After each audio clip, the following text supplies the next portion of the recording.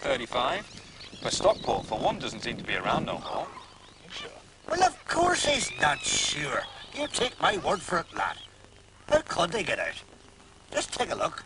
Big overhang, smooth sheets at the top, fence cemented 2 feet into the ground, double locks, double gates. That would flummox you, did he? Well, Donald, you're the expert. What do you think? I agree with Paddy. Security seems perfect.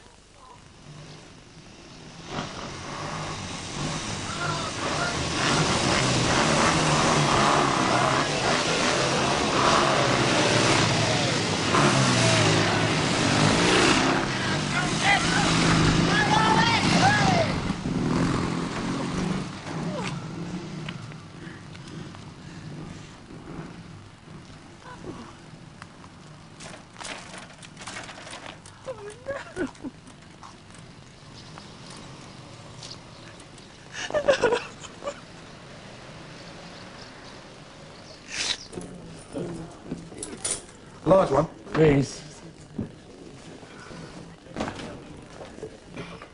Maureen! Oh, How marvelous to see you. Look at you. Oh, welcome to the Crown. you're looking very well. On a diet of what? Giraffe, dolphin, lion, you name it. What you having? Whiskey, please, no ice. I suppose the incrustation is all part of the new Daktari image? Not a bit of it. This is my portable camel brush. Actually, it's a sign of high testosterone levels. Still the same old Donald. So, after 9 years, you ring me out of the blue, sounding very mysterious. What's it all about? Well, you know, I've been working for the past 5 years in cardiac research, combining with medics and vets. With baboons as experimental aids. Yeah, new techniques for heart bypass and valve reconstruction. Some of the baboons carry around more plastic spare parts than a doll's hospital. So where do I come in? Well, one of the baboons, a male called One, is the most lovable, patient fellow. He's had more operations than any of the others. His circulation's been modified at least half a dozen times. Frankenstein's monkey. Oh, sort of. But now the experiments on him are finished. And One will be put out to grass. Oh, no. You obviously aren't up on the laboratory animal regulations, Donald. Under vivisection rules, an animal like One at the end of an experiment must be euthanized. Killed. You're kidding.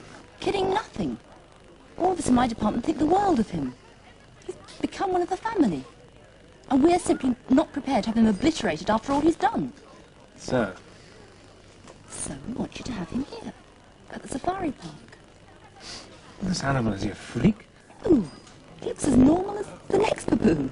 Did you ever realise he runs on plastic plumbing? Yeah, but it would be a risk introducing him to our mob.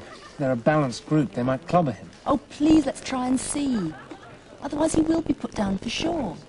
Well, how would you get him out of the laboratory? Smuggle him out. Doped in my car.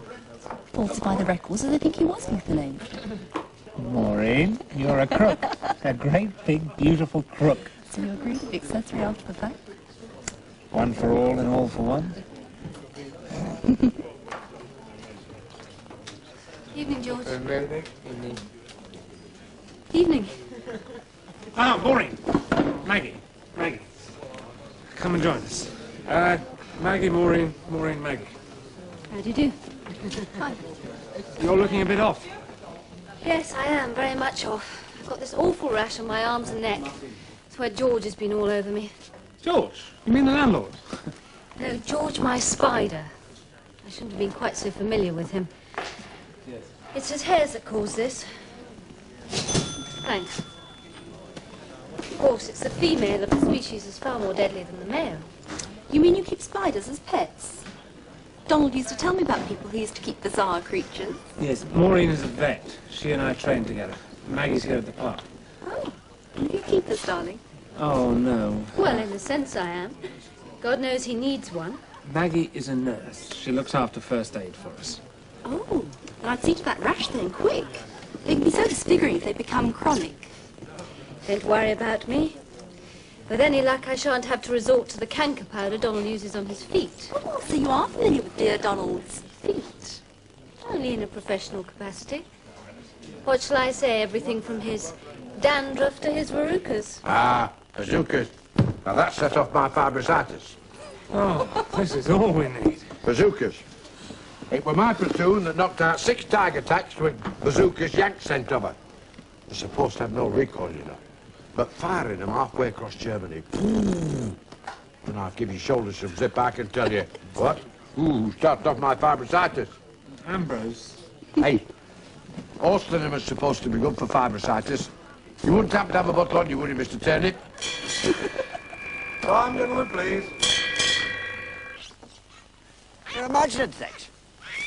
No, seriously, Mr. Riley, not joking. Ginger agrees with me. Stockport's definitely gone. And now we can't see any sign of Henry VIII. We reckon we must be at least 10 down. Ah, you're all mouthing. Trousers, Martin. How could they go? Unless you and the lads have been letting them walk out straight past you. Oh, no, I'm sure they haven't got out through the gates.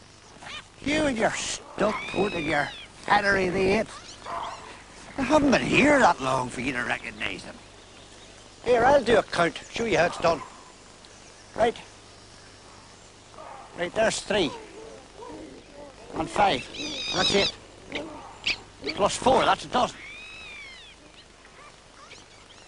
The little blighters, they're forever on the move. Tell me this. If they did get out, why aren't they out there now? Begging to be let back into their mates and good grub?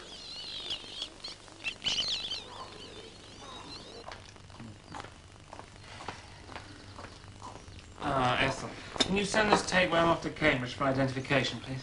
Very good. So what shall I write, then, as the principal cause of death? Generalized pseudotuberculosis.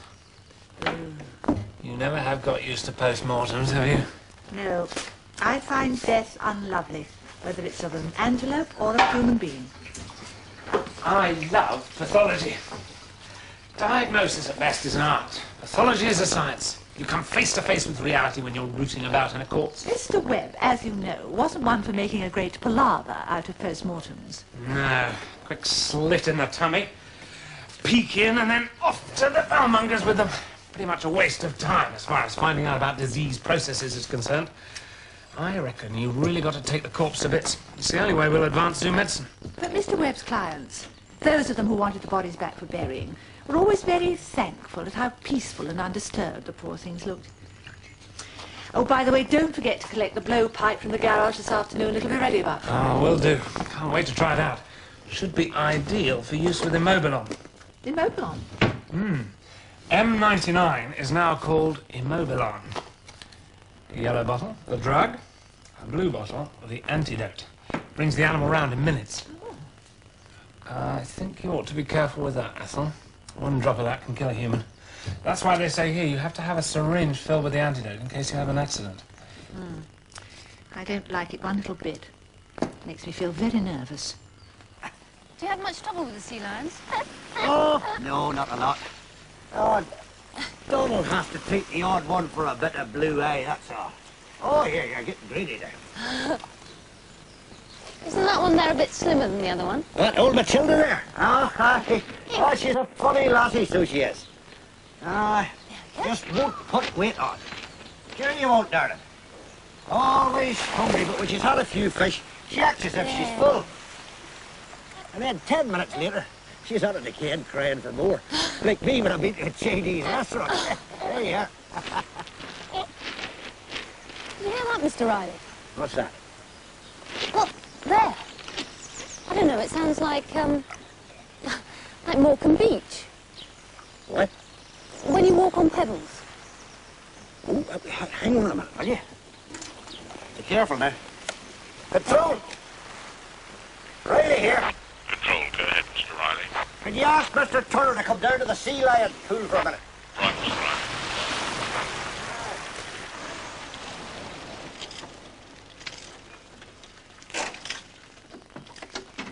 Hello. Good evening. I thought a Rolls-Royce was more your style, Mr. Bishop. Tractors, trucks. I was driving them all before I was 12 in the circus. Oh, what are those for? From me to you. Get this pretty little garden of yours going again after what those heathens did. Oh, you are kind.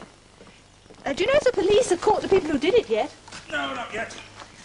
They broke into Arnold Holt's greenhouse last night, smashing all the glass, ruined his prize tomatoes. You know those swine, they deserve everything they...